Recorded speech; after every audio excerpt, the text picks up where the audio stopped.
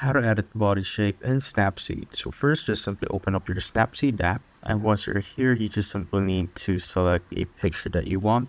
So if you haven't had any picture right here yet that you want, you just simply need to tap on the plus icon right there to add some photos. But I already have one right here.